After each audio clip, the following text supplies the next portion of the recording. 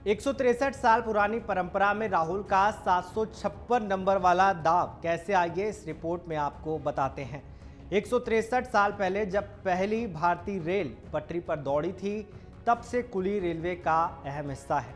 कुलियों की परंपरा में कुली का बिल्ला पहनने वाला उनके परिवार का ही सदस्य होता है और उनके पेशे को आगे बढ़ाता है।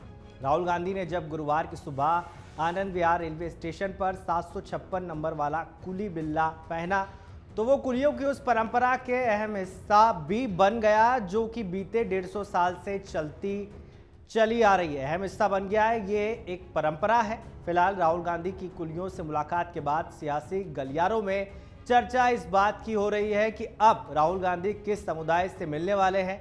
राहुल गांधी के लिए रणनीति तैयार करने वाले कांग्रेस पार्टी के जुड़े चुनिंदा नेताओं के मुताबिक अपनी इस मुलाकात की कड़ी में राहुल गांधी अभी और उन लोगों से मुलाकात करने वाले हैं जो न सिर्फ रोज कमाने खाने वालों की श्रेणी में आते हैं बल्कि अपने भविष्य के लिए चिंता भी कर रहे हैं।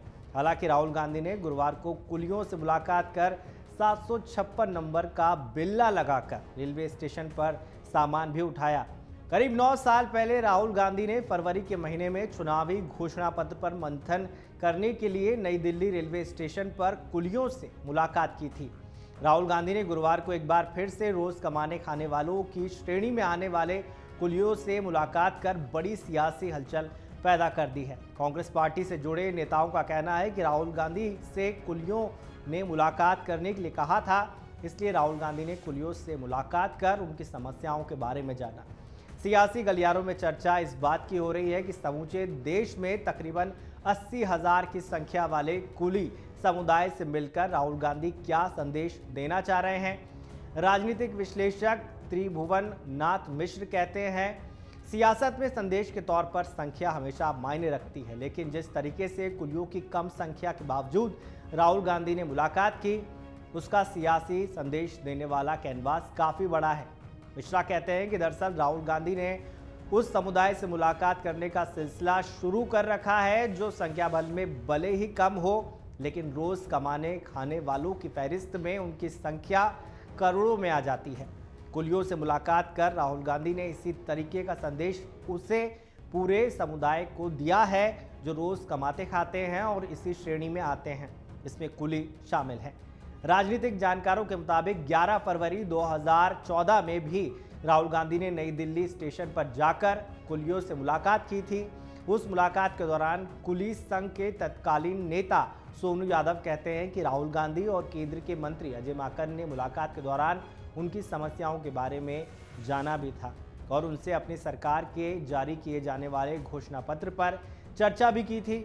सोनू यादव कहते हैं कि इस मुलाकात के दौरान उन्होंने नेताओं से जिक्र किया था कि कुली फिल्म के बाद अमिताभ बच्चन का तो करियर संवर गया, लेकिन उनका अभी तक अंधकार में है। हालांकि सोनू कहते हैं कि 2014 के बाद राहुल गांधी की सरकार ही नहीं आई, इसलिए उनके कुलियों के लिए किए गए वायदे को पूरा नहीं कर सके। वो उम्मीद जताते हैं कि उनकी जो प्रमुख मांगे और समस्याएं हैं उनको सरकार सुनेगी भी और विपक्ष के नेता आवाज उठाकर उनकी मांग को सही फोरम पर रखेंगे। बिल्ला नंबर पहनकर राहुल ने दिया बहुत बड़ा मैसेज। कुलियों के नेता सोनू यादव कहते हैं कि रेलवे स्टेशन पर काम करने के लिए कुलियों को लाइसेंस के तौर पर बिल्ला दिया जाता है। इस बिल्ले पर एक नंबर दर्ज होता है। वो कहते हैं जिस कुली को ये बिल्ला दिया जाता है वो अपने परिवार में इसको आगे ट्रांसफ़र कर इस पेशे को आगे बढ़ाता रहता है। कुली के पास व्यवस्था होती है कि वो अपने बिल्ले को अपने परिवार में ट्रांसफ़र करता रहे। यादव कहते हैं कि राहुल गांधी ने जिस 756 नंबर के बिल्ले को पहना है उसका बहुत बड़ा मतलब निकलता है। राहुल गांधी ने ऐसा करके कुली समुदाय की उस परंपरा को आगे बढ़ाया है जो कुलियों का परिवार इस पेशे में आने वाले अपने घर के सदस्यों के लिए करता है।